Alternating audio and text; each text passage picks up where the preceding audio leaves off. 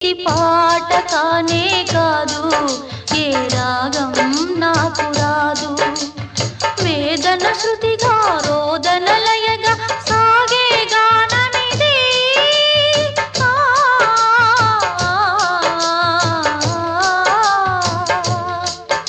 ఇది పాట కానే కాదు, ఏ రాగం నాకు రాదు.